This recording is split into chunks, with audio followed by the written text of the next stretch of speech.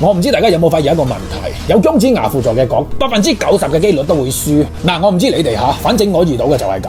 如果遇到對面嘅輔助係阿廉頗、阿牛魔王或者係阿張飛呢啲，你攞咩同人玩啊，大佬？係咪咁講先？不過我都係發下牢騷嘅啫，嘢都仲係要做嘅。呢期對戰嘅係阿蒙奇，喺我30年對抗路生涯之中，阿蒙奇打邊爐我都係第一次見㗎咋。嗱，老實講，我對佢就真係唔係好了解。作為一個頂級仲爭啲嘅對抗狼，如果唔足夠了解對手嘅話，係一個好致命嘅大忌。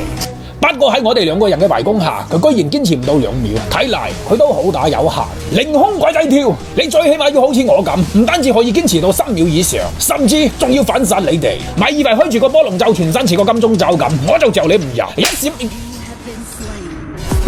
好嘢嚇，咁睇落似乎都有我1/3嘅實力。嗱，趙雲你咁搞，多少帶啲私人恩怨嚇。我9級打你10級，完全喺我嘅實力範圍之內。咁就可以我操！跳嚟呢度做乜鬼啊？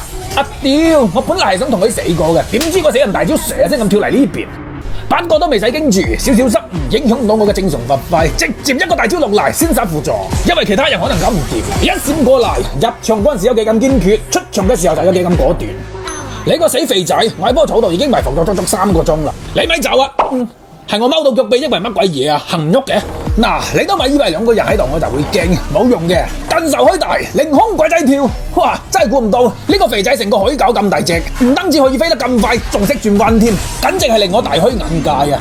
冇問我點解咁沙膽，13級去打趙雲15級，因為我真係冇法子答到你。我淨係知道，如果僥倖俾我踩低佢嘅話，出人頭地係一世嘅事。就算萬一不幸俾佢做嗰老襯嘅話，都係送個人頭嘅事啫。怕佢條鐵啊！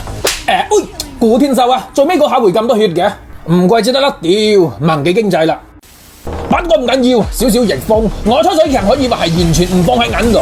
就算冇前排又點啊？我嚟頂，班隊友唔敢上都冇所謂，我嚟衝。我一閃上嚟劈佢一嘢咁速，想走收皮啦！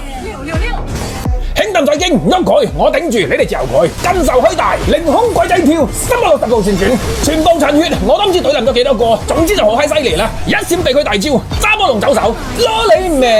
喂，有冇人啊？接力！喂，好兄弟，射佢！掂個碌蔗，我哋安琪拉17級啦，佢要出手啦！好走位，成敗在此一舉。